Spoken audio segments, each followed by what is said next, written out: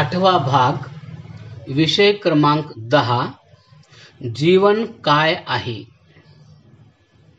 संपूर्ण सृष्टीला व निसर्गाला पाहून आणि त्यातील चमत्कार, नियम व तत्वे जाणून आता हे सिद्ध झाले की सृष्टीचा कर्ता परमेश्वर आहे.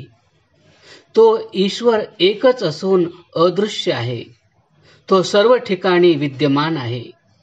तो सर्वज्ञ, सर्वशक्तिमान असून त्याची ही सृष्टी व प्रकृती म्हणजेच कार्यभाव आहे.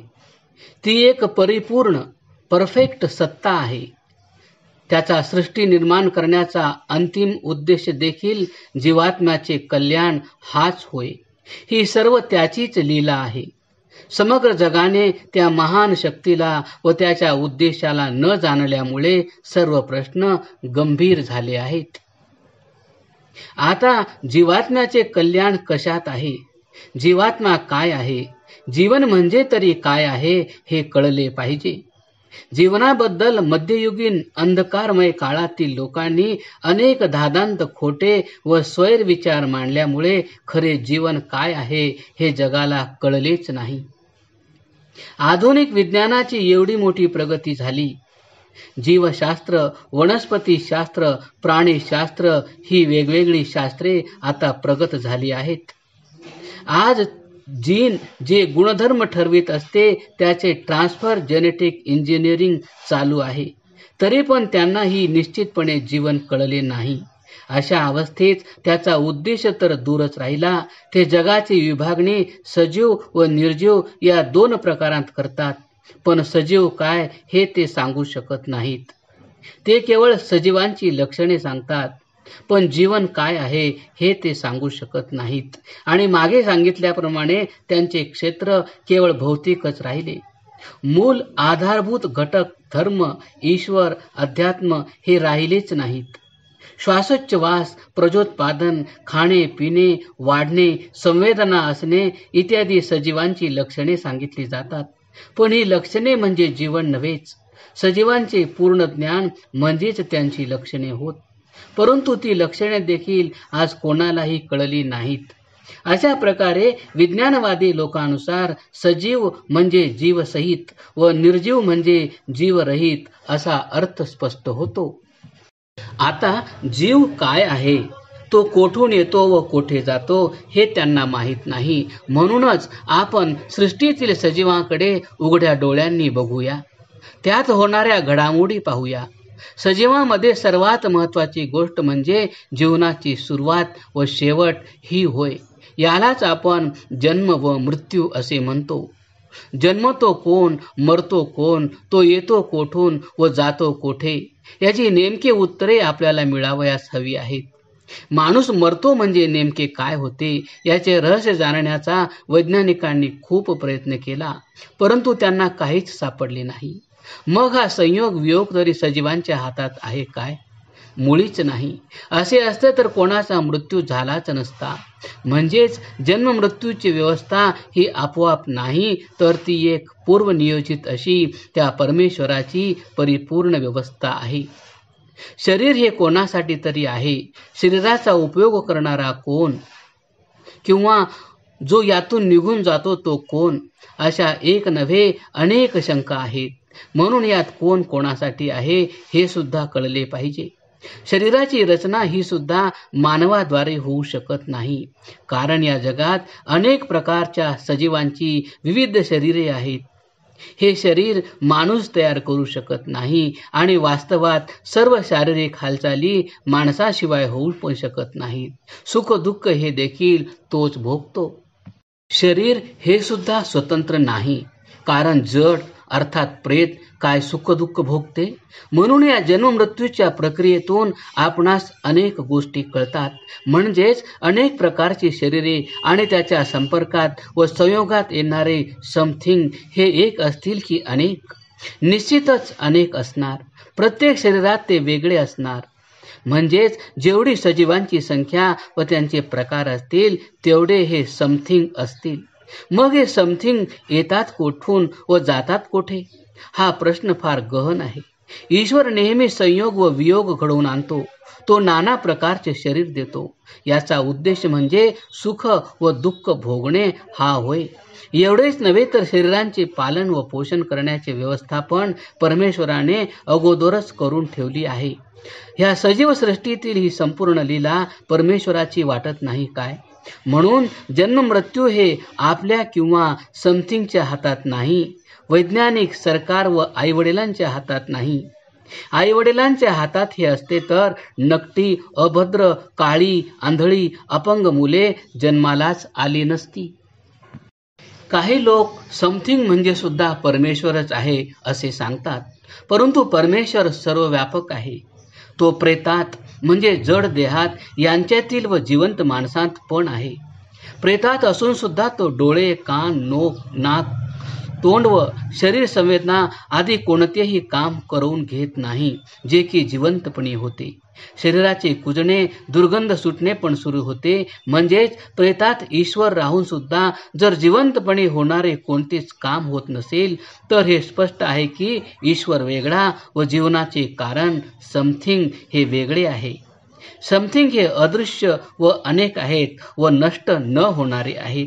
कारण ते जर नष्ट होणारे असते तर शरीराबरोबरच नष्ट झाले असते.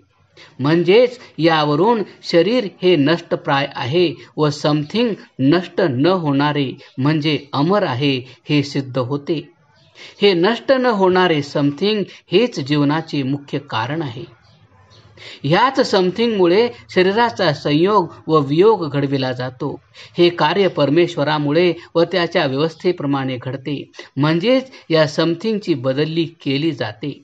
रथाला घोडे किंवा गाडी बैल जसे जुंपले जातात, त्यांना जुंपणारा किंवा जोडणारा हा घोडे किंवा बैल यांच्या व्यतिरिक्त दुसराच असतो. एवढेच नव्हे तर तो बुद्धिमान असावा, नाहीतर घोड्याला विरुद्ध दिशेने उभे करून जोडले तर चालेल काय?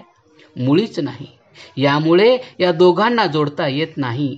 म्हणून ईश्वर प्राणरूपी बक्कल वापरतो व शरीराला समथिंग जोडतो. यामुळे रथ धावतो असे आपण म्हणतो, पण खऱ्या अर्थाने घोडा धावतो काय? गाडी पळते तेव्हा आपण म्हणतो गाडीच पळत आहे, पण खऱ्या अर्थाने बैलच पळत असतो.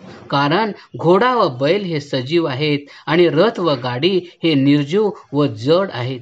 पण दोन्हींचा जेव्हा संयोग होतो तेव्हा सजीवाबरोबर निर्जीव जड पण पळते व त्याला तीव्र गती येते. तीच अवस्था आपल्या शरीर व समथिंग यांची आहे. शरीर हे जड आहे, पण समथिंगची जोडल्यामुळेच ते काम करते. गेल्याशिवाय येता येत नाही व आल्याशिवाय जाता येत नाही.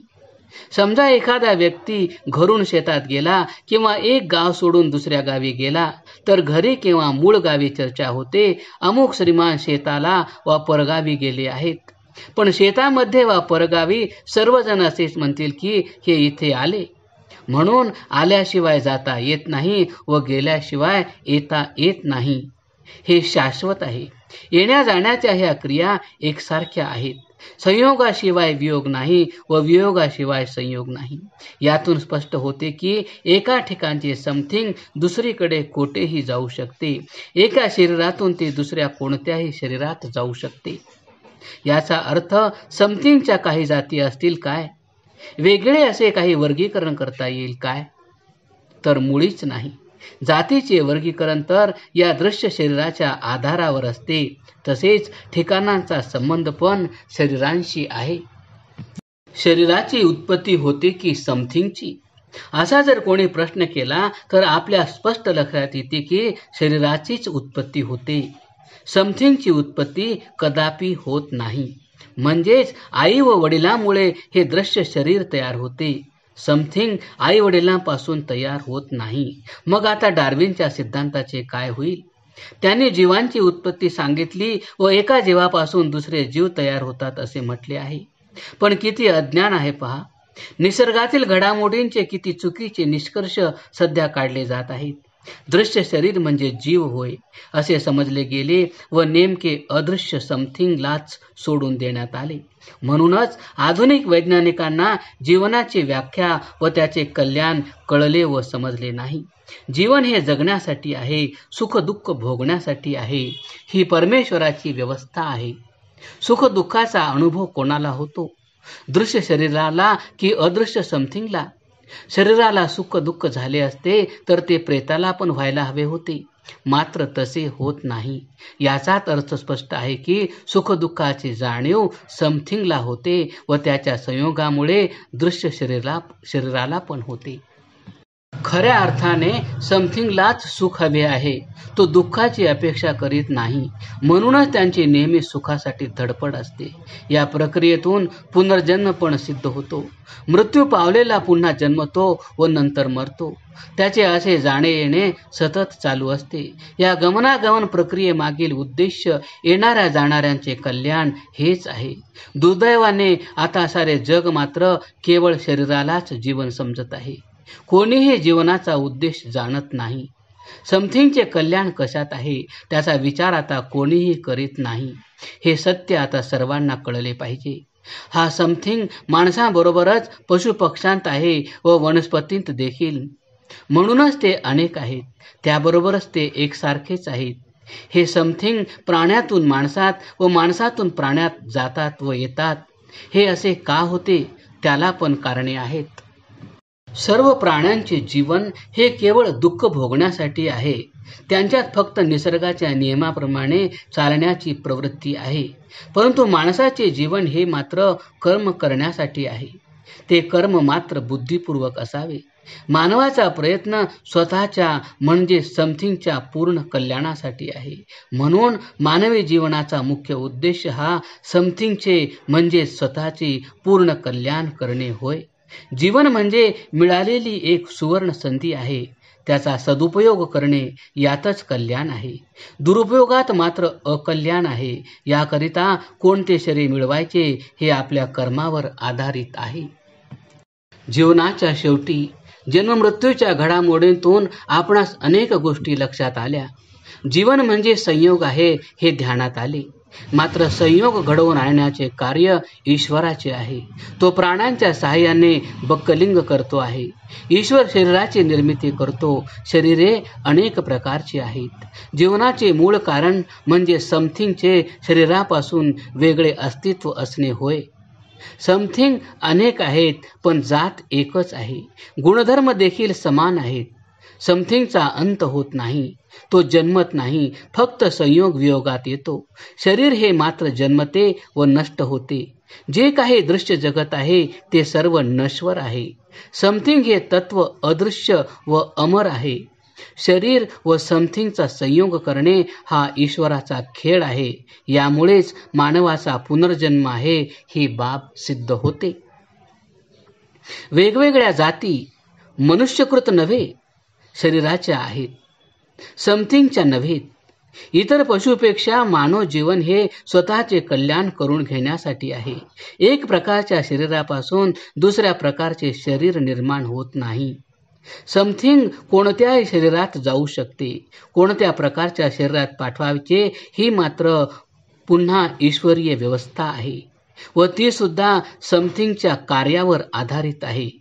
काही स्वातंत्र्य आहे तर काही पारतंत्र्य आहे. हा सर्व खेळ समजला पाहिजे. सर्व सजीवांना सुख पाहिजे. प्राणी, पशु, पक्षी, वनस्पती या सर्वांची धडपड सुखासाठी आहे. म्हणून ही धडपड निश्चितच त्या समथिंगची असली पाहिजे. हे आपण जाणून घेऊया. जे जीवसहित असतात ते सजीव होत व जे जीवरहित असतात ते निर्जीव होत. पण आपले समथिंग हे जीव आहे की अन्य काय आहे याचा विचार नंतर करू. जीवन हे सुद्धा आपोआप मिळत नाही. जीवनात सर्वात अधिक मौल्यवान आत्मा आहे. आत्मा असेल तरच जीवन आहे, अन्यथा काहीच नाही. पण सुखाने जगण्यासाठी इतर गोष्टी पण आवश्यक आहेत. यात आत्मा, मन, सूक्ष्म शरीर व नंतर प्राण, स्थूल शरीर, इंद्रिये व त्यांचे स्वास्थ्य असा क्रम आहे. प्रारंभी मृत्यूविषयी चर्चा करूया. शरीर जे की आज पावे तो बोलत, पाहत व खात पीत होते, त्यात संवेदना होती. परंतु ते मृत झाल्यावर काहीच करीत नाही. डोळे असून पाहू शकत नाही, तोंड असून खाऊ शकत नाही, नाक असून श्वासोच्छवास करू शकत नाही, मज्जातंतू असून संवेदना शक्ती नाही. याचे काय कारण आहे? काही वेळातच त्याची दुर्गंधी सुटते, त्याचे डिसइंटेग्रेशन सुरू होते. आयुष्यभर शरीराभर राहूनही वास उठत नाही, डिसइंटिग्रेशन होत नाही.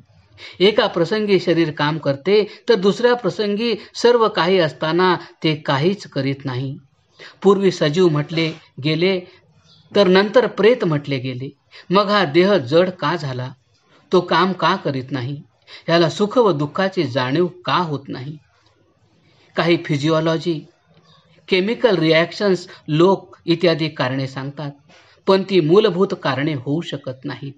आमच्या मते मृत्यू म्हणजे शरीरातून काहीतरी निघून जाणे असले पाहिजे, जे की डोळ्यांनी न दिसणारे आहे.